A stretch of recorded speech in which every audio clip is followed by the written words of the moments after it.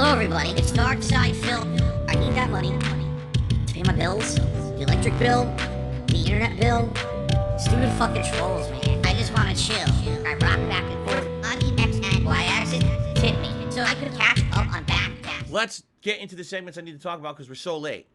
The first segment is called Phil's Day Off. So, yesterday was a little hectic because originally my wife and I had planned to do one thing because we thought we were going to have no money at all. We thought it was going to be like a dead day where we can't even like eat out or anything. And then because you guys rallied on Monday and helped us out, our whole day changed, okay? So, we did a lot yesterday, all right? Don't get me wrong, a lot crammed into one day. Some relaxation, some fun, but a lot of stuff out. We had an appointment we had to get to in the late afternoon. And so what we had to do was try to base everything during the day around that. Excuse me. So, you know, in the morning we ate, before we left, we ate at home. And my wife was getting ready, got ready, and we went out together and actually did grocery shopping together, which we almost never do anymore. It's funny because before COVID, we used to do, here was our schedule for our day out before COVID.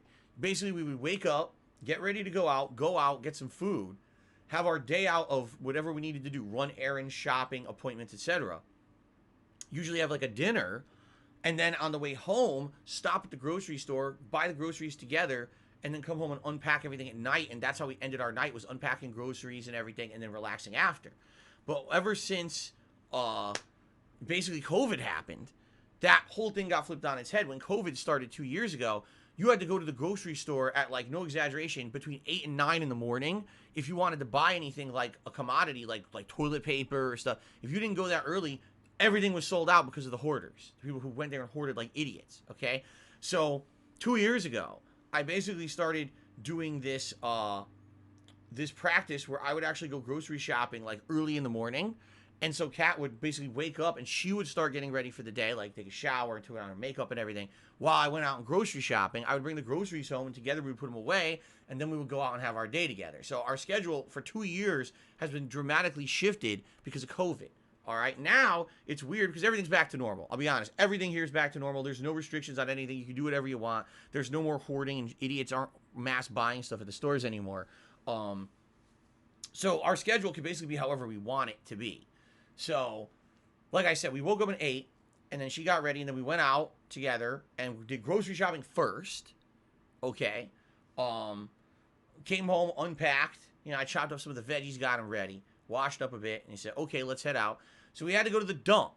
And thank goodness I could afford to do it because we had a bunch of trash basically built up in our garage. Went to the dump, dumped a bunch of trash. Have to pay for it here in Washington State. It's not free. You would think, oh, the dump's free, just dump stuff. Nope, we got to pay for it here. That's how they are here. They're ultra green. So after the dump, we went and ran some errands. One of the things we had to do is go to the pet store, buy some food and treats for Jasper, and saw a lot of cute animals at the pet store this week. There was a lot of cute hamsters. They actually have a adoption center at our local pet store for cats, and there was like 3 different cats in there that were all super cute. One of them, we were so sad. So it's in there. It's like this cat was rescued from an abusive home where the owner was an incredibly irresponsible pet hoarder. And so when they raided this home, after a bunch of tips came in about it, they found something like 50 cats in the house. And the cats were all not cared for, not properly fed, had never been to the vet. This particular cat was 5 years old and had no teeth because the cat's teeth had rotted out completely. The owner didn't care. He just left it there with no teeth. So said, if you rescue this cat, you have to only feed it like wet, chunky food. You can't ever feed it dry food because you can't chew. I'm like, wow, the cat was the best cat ever. It was super loving, wanted to be pet, was purring constantly. I'm like, man, people in this world are fucked. Like, seriously. They're out of their mind. They're so fucked up, right? They would do that to animals. Like, what is wrong? And, of course, that person's nuts. It's not a normal person that does that. Someone's nuts. And it was weird because you basically, you think about it and you're like, when you think about pets, and adopting a pet or even buying a pet, there's no restrictions. They pretend like there are, but there's no restrictions on it. Anyone could just take in any animal off the street. Anyone could go to a pet store and get an animal and adopt it. Yes, there's stupid paperwork. I'll give you an example. There was one time I was at PetSmart I'm trying to remember because we have 2 local pet stores. It was a PetSmart, okay? I'm in line to buy pet supplies. There's a guy in front of me in line. He's adopting a bunch of small pets, okay? Like little animals. I don't know what they were because they were in their boxes. He's standing in line. He's at the register. He's sweating profusely. Now, it's not a hot day. It's winter.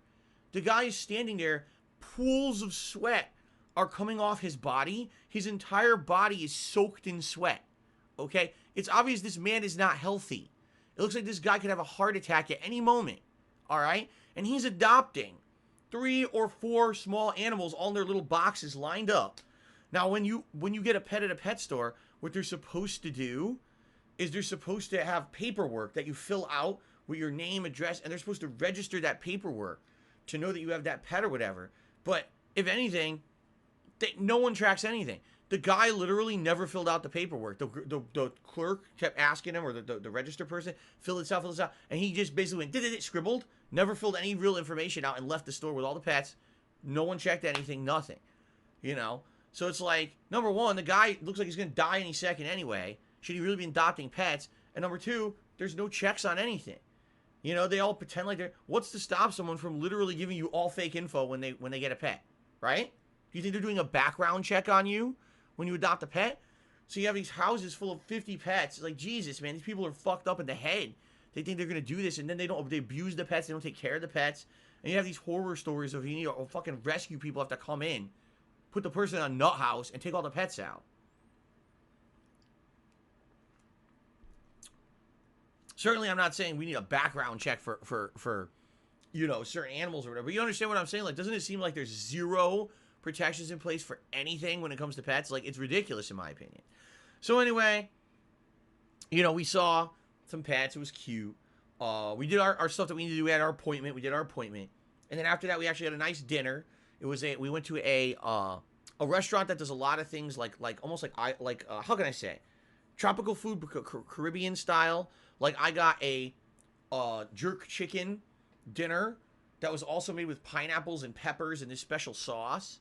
And my wife got a plantain dinner that was like beef with corn and all kinds of ingredients, black beans around it. It was absolutely outstanding. And we were very happy because, as I told you guys, we did not get to celebrate our anniversary at all. We were both working. We forgot our anniversary this year. So it was nice to be able to actually go out and have a nice dinner together. We enjoyed it very much. I want to say again, thank you, because we really would have been sitting at home eating the cheapest possible thing. We had no money. And because you guys helped us out on Monday, we really appreciate that. We were actually able to go out and have a nice dinner together. And that was really nice of you guys to kind of help us out then, because it was a rough week. It was like, great birthday stream, you know, raised way more than usual, and then 3 straight days were slow as shit because people were like, he doesn't need nothing because he made like thousands of dollars on his birthday stream. Completely false, by the way. Never happened. People just making shit up, and everyone on the internet is gullible and believes it. And the next thing you know, here we are on Monday, I'm like, wow, I literally don't have enough money to like go grocery shopping, pet store, and have a dinner. I just don't have enough.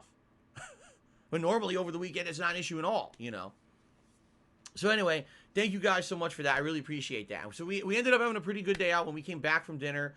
You know, we had a good day, relaxing basically. We ended up watching someone else playing Elden Ring.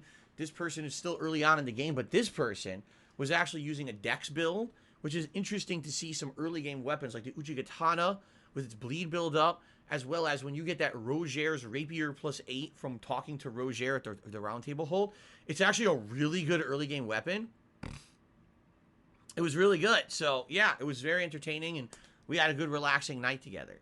Not Above Average says, why don't you do bulk buys at Costco? We used to. I used to have a Costco membership, and we would go there, and we would buy the expensive stuff in bulk. That ended during COVID, because during COVID, they had nothing.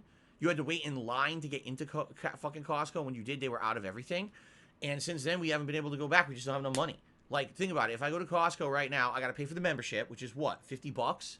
Right up front, I got to pay $50 before I can buy anything in the store. And I don't have the money to buy stuff in there. I just don't. I have barely enough each week to pay for basic grocery bill and whatever supplies we need. And if we have anything else we have to pay for, and, you know, that's it. I don't have enough. Maybe one day I'll have a surplus, and I'll be able to go and say, okay, I can go back to Costco. I can't right now. I've wanted to go back for like a year, and I can't. It's that simple.